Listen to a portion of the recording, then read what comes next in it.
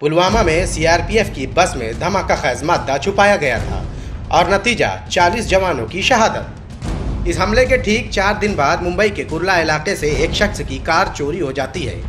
Car मालिक ने पुलवामा हमले को देखते हुए कुर्ला पुलिस थाने में इसकी शिकायत दर्ज करानी चाहिए, लेकिन हमेशा की तरह अपनी फितरत से मजबूर मुंबई पुलिस ने मामला दर्ज करने से इनकार कर दिया। नतीजा ये हुआ कि कार चोरों ने इस कार को चोरी करने के बाद बिना देर किए मुंबई से दूसरी रियासत में लेकर पहुंच गए। कार मालिक ने पुलिस के जरिए मामला न दर्ज किए जाने पर खुद ही मेहनत करनी शुरू कर दी। मुंबई और मुंबई से मुत्तसिल दूसरी रियासत के टोल पॉइंट पर लगे सीसीटीवी कैमरे में तलाश जारी की और फिर सीसीटीवी में जो बरामद हुआ वो मुंबई पुलिस इंतजामिया की बेहिसी और सफाकी की दास्तां बयान करने के लिए काफ़ी था। मेरा गाड़ी 18 तारीख को महाराष्ट्र बैंक के पास से 12:15 बजे 12:25 को LBS रोड से निकला है और ये गाड़ी नंबर है MA03 CM 3151 वाइट कलर का गाड़ी है। और 18 तारीख को मैं चौकी में गया था इसका FIR करने के लिए। 18 तारीख को मेरा FIR नहीं हुआ।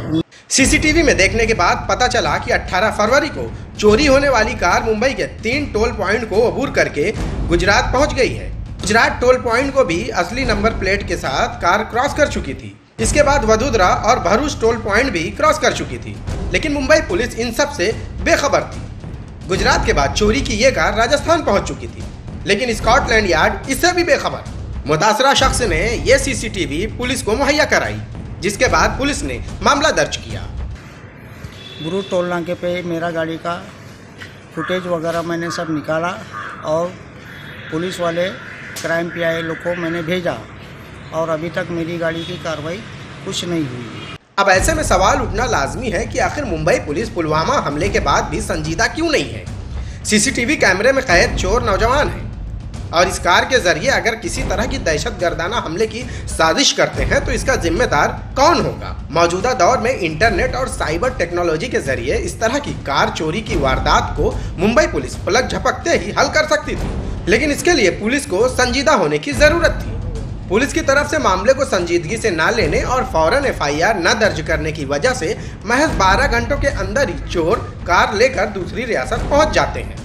ये कहीं ना कहीं मुंबई पुलिस की लापरवाही की निशानदेही करता है, जो कभी ना कभी खतरनाक साबित हो सकता है।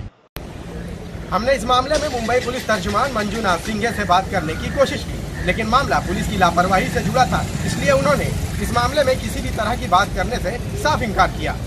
मुंबई से ETV भारत के लिए शाहिद अंसारी।